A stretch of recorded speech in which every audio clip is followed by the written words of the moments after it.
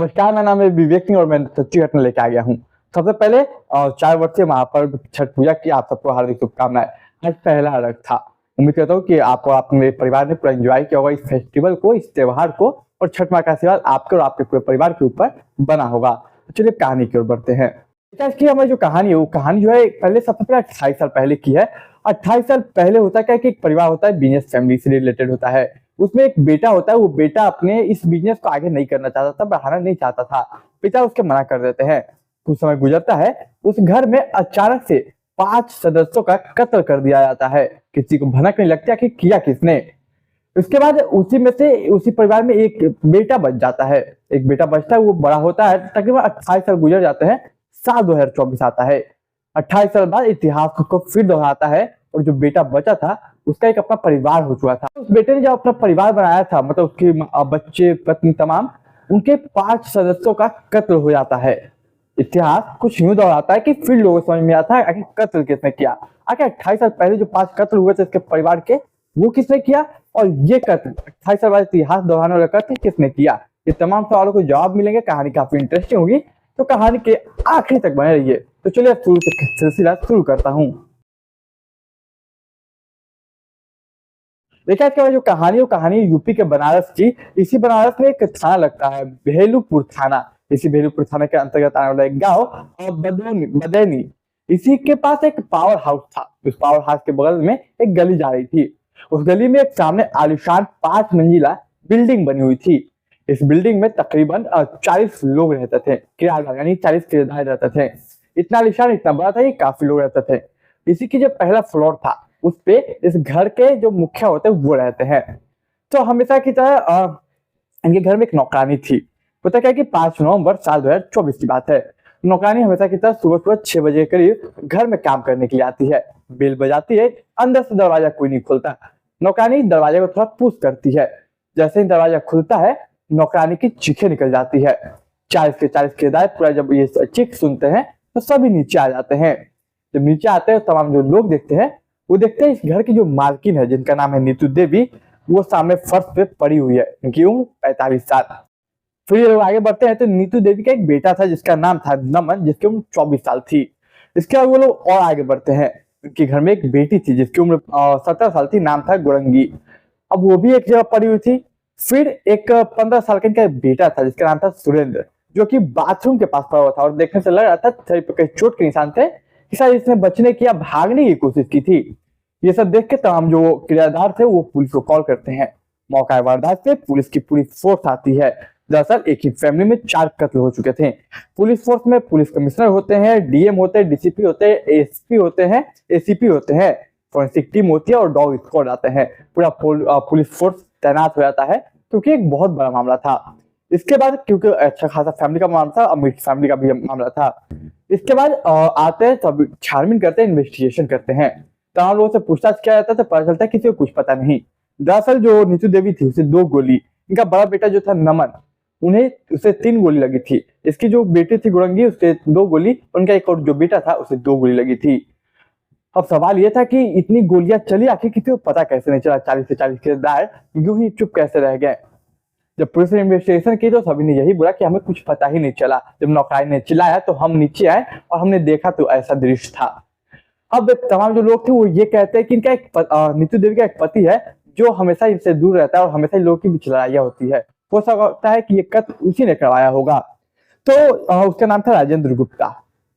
अब पुलिस फौरन नीतू देवी और जो 3 बच्चे मरे उनके पिता को फौरन पुलिस खोजना शुरू करती है। 5 नवंबर को ही फोन को सर्वेलेंस पे डाला जाता है, लोकेशन को ट्रैक किया जाता है और उसके बाद वहीं से लगभग 15 किलोमीटर की दूरी पे एक जगह था, वहां पे उसका आखिरी लोकेशन पाया जाता है।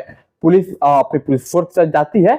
वहां पे वो जो राजेंद्र गुप्ता था वो एक खटिया पे सोया हुआ था और मच्छरदानी लगाया हुआ था। अब पुलिस जैसे इस मच्छरदानी को हटाती है, देख के उनके होश उड़ जाते हैं। दरअसल राजेंद्र गुप्ता को भी 2 गोली लगी थी, एक सर पे और एक छाती पे। अब पुलिस हैरान कि एक घर के फैमिली के 5 सदस्यों को मार दिया गया, एक वहां पे, एक 15 किलोमीटर दूर यहाँ पे। आखिर ऐसा कैसे हो सकता है? आखिर किसने मारा होगा? ऐसी दुश्मनी किसकी है?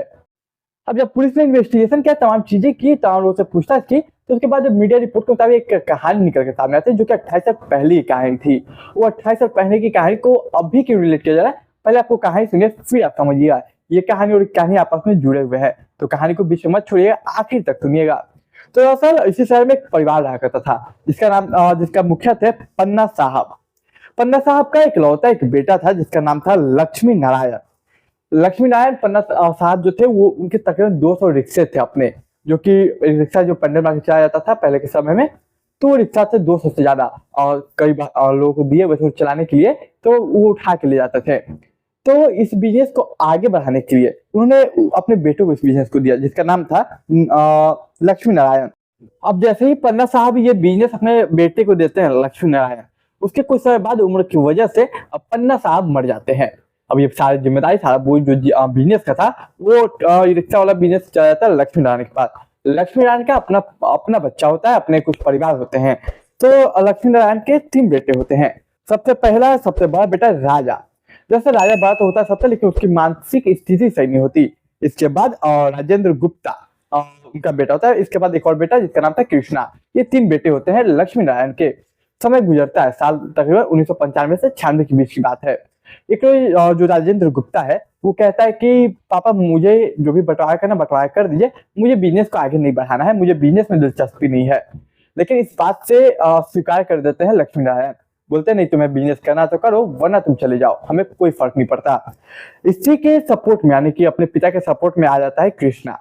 अब राजेंद्र गुप्ता के मन में कहीं ना कहीं ये बात खटक चुकी थी कि मेरे पिता ने मुझे देने से मना कर रहे हैं और मेरा भाई भी पिता का सपोर्ट कर रहा है। तो हालांकि जब 2 लोग एक साथ मिल गए ये अकेला पड़ गया। अब यूं ही कुछ समय गुजरता है। दरअसल जो कृष्णा है और राजेंद्र गुप्ता का भाई, उसकी बीवी थी मंजू और उनके भी 3 बच्चे थे। तो होता है कुछ समय गुजरने के बाद अचानक से कृष्णा और उसकी बीवी यानी कि मंजू को ये जो राजेंद्र गुप्ता है वो मरवा देता है। राजेंद्र गुप्ता ने अपने भाई और भाभी को मरवा दिया केवल इसलिए क्योंकि भाई उसका सपोर्ट किया था और वो प्रॉपर्टी को अलग नहीं करना दे रहा था। अब जैसे ही ये कत्ल होता है तो पूरे ये खबर फैलती है और जो राजेंद्र गुप्ता के पिता थे यानी कि लक्ष्मी नारायण, वो पुलिस के पास जाके फाइल लिखवाते और कहते हैं कि मुझे सुरक्षा चाहिए, मेरा बेटा मुझे मार सकता है क्योंकि उसने मेरे बेटे और बहू को मार दिया। एक पिता जो कि अपने दूसरे बेटे के खिलाफ रिपोर्ट लिखवाता है, दूसरे बेटे और बहू को मारने के लिए मार दिया उसने। लेकिन देखिए पुलिस सुरक्षा गार्ड देते लक्ष्मी नारायण को, सुरक्षा गार्ड देते। कुछ समय गुजरता है, कहा जाता है कि 12 से 13 दिन भी नहीं होते हैं। अचानक से एक रोज यही लक्ष्मी नारायण अपने बिजनेस जहाँ पे करते थे वहां पे बैठे हुए थे।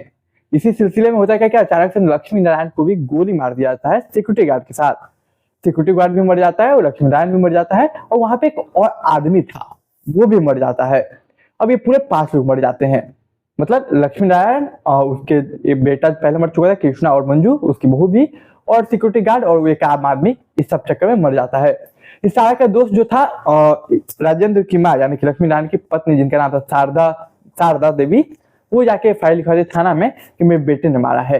अब पुलिस इस चीज पर बारीकी से देखती है, तमाम सबूत को जुटाती है, फिर उसे अरेस्ट कर लेती है। राजेंद्र गुप्ता को अरेस्ट करने के बाद पुलिस उसे जेल भेज देती है।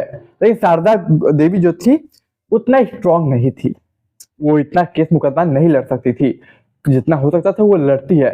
अफकोर्स कुछ सबूतों के अभाव के कारण पुलिस लगभग 2-3 साल बाद जो कोर्ट है उसे छोड़ देती है और 2-3 साल बाद जेल से वापस आ जाता है राजेंद्र गुप्ता।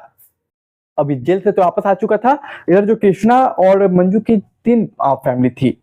पहला का नाम था प्रशांत और दूसरा का नाम विकी। ये दोनों बेंगलोर चले गए थे इस घटना के बाद। इनकी एक बेटी थी डॉली जिसकी शादी कर दी गई थी दिल्ली में किसी से।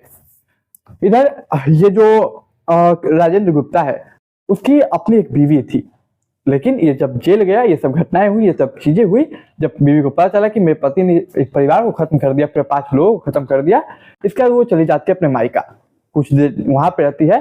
जेल से छूटने के बाद 2003 में वो जेल से छूटता, 1995 की घटना है।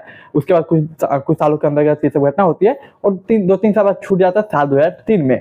मतलब 1999 या 2000 के समथिंग मर्डर हुआ होगा, तो 2003 में छूट जाता है राजेंद्र गुप्ता। लेकिन जब वो वापस आता है तो उसकी बेबी तो छोड़ चुकी थी, रहने के लिए तैयार नहीं थी। या इसका जहाँ पे घर था राजेंद्र गुप्ता का, जस्ट उसी के सामने एक और घर था जिस घर की एक बेटी थी जिसका नाम था नीतू देवी। अब नीतू देवी और ये दोनों को आपस में प्यार हो जाता है। दरअसल नीतू देवी ब्राह्मण फैमिली से बिलोंग करती थी और ये गुप्ता फैमिली से। इन दोनों को प्यार हो जाता है, तमाम चीजें होती है। जब इस बात की भनक नीतू देवी के घर वालों को चलती है तो वो घर वाले उस मोहल्ले, उस शहर को छोड़ के चले जाते हैं। इसके बाद नीतू देवी, राजेंद्र गुप्ता जो है वो लोग शादी करते हैं। फिर राजेंद्र गुप्ता का एक परिवार होता है। इस परिवार में वही लोग होते हैं जो मरे। पहला नीतू देवी उसकी पत्नी, पहला दूसरा नमन बड़ा बेटा, तीसरा गुरंगी उसकी बेटी और सुरेंद्र उसका बेटा। मतलब कि सुरेंद्र और नमन बेटा और बेटी गुरंगी। सबको इनके जीवन में सही चलता है, फैमिली आगे बढ़ी थी। कहा जाता है मीडिया रिपोर्ट के हिसाब से कि प्रति महीना 10 लाख रुपए की इनकम थी इसकी, राजेंद्र गुप्ता की, जो कि शराब के कारोबार से, और एक और उसका काम था लाइक जमीन वगैरह हो गया, जमीन पे जो प्लॉट बना दिया जाता है, घर वगैरह बना दिया जाता है, रेडी करके घर को बेच देता था। तो इन सब तकरीबन इन सब चीजों से 10 लाख मंथली कमाते थे। लेकिन समय गुजरता है, परिवार बड़ा होता है।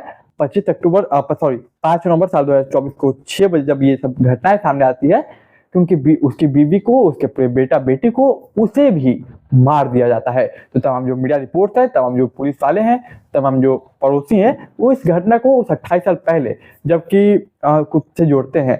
दरअसल इस मर्डर राजेंद्र गुप्ता ने किया था 28 साल पहले।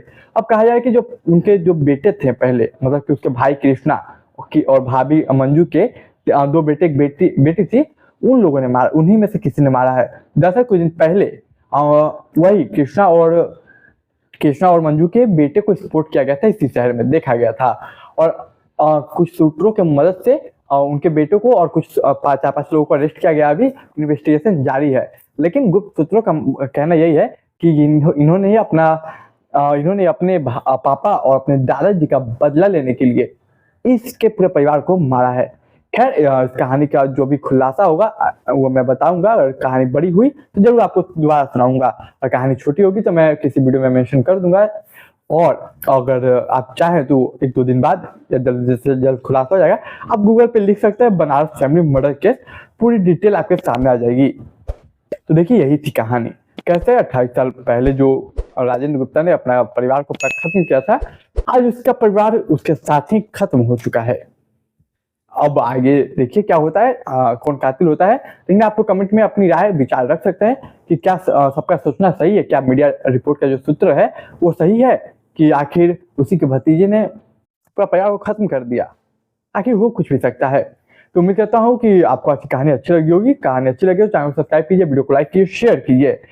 और छठ पूजा क्या आप लोगों को फिर से हार्दिक शुभकामनाएं। छठ माँ का आशीर्वाद आप सभी पर बना रहे। आप मुझे सपोर्ट कीजिए, थोड़ा मैं भी खुश हो जाऊंगा।